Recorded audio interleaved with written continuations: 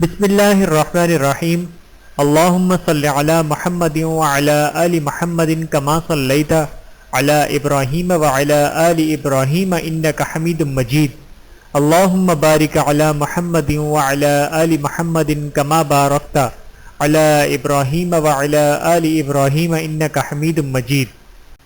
بسم اللہ الرحمن الرحیم۔ خواتین کے لیے رمضان المبارک کا خاص تحفہ۔ خواتین اور رمضان المبارک۔ بسم اللہ الرحمن الرحیم۔ سبق نمبر 26۔ خواتین کی مجالس۔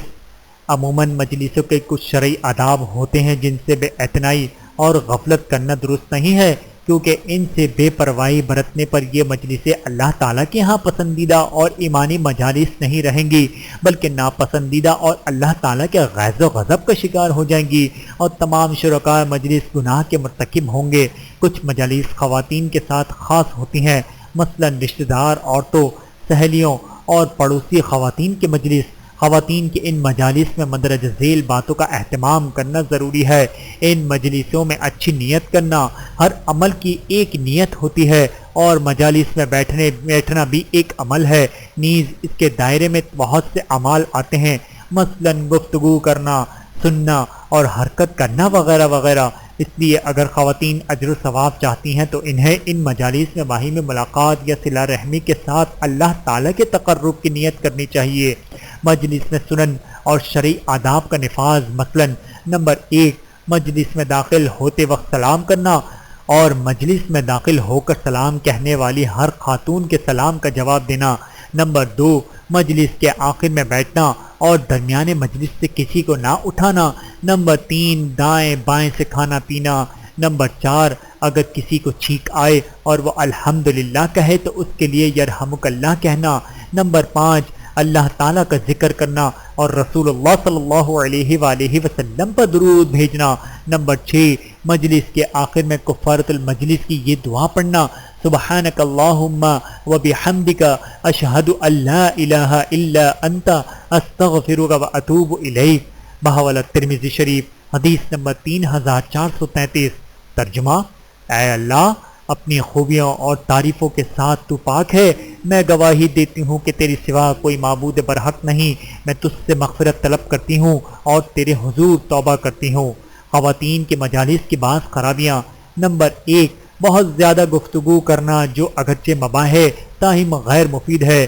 نیز فضول بحث کرنا یا گھٹیا باتوں کو بار بار دہرانا۔ نمبر 2 غیبت اور چغلی کرنا اور ہنسی مذاق کے طور پر بات پھیلانے کے غرض سے دوسروں کی عزت و آبرو سے کھیلنا۔ نمبر 3 ایسا غیر شریفانہ لباس پہننا جس سے بے پردگی ہو، نیز مردوں کی طرح بال کھلے چھوڑ دینا۔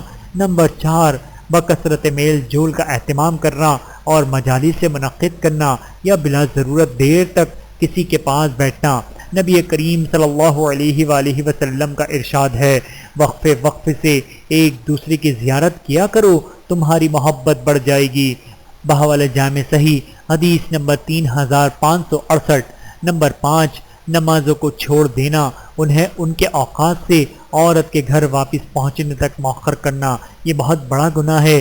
اللہ تعالیٰ کا فرمان ہے: فَوَيْلٌ لِّلْمُصَلِّينَ الَّذِينَ هُمْ عَنْ صَلَاتِهِمْ سَاهُونَ۔ سورۃ الماعون، آیت نمبر 4 تا 5۔ ترجمہ: ایسے نمازیوں کے لیے خرابی ہے جو اپنی نماز سے غفلت برتتے ہیں۔ نمبر 6 گفتگو کرتے وقت بلند آواز سے ایک ساتھ بولنا۔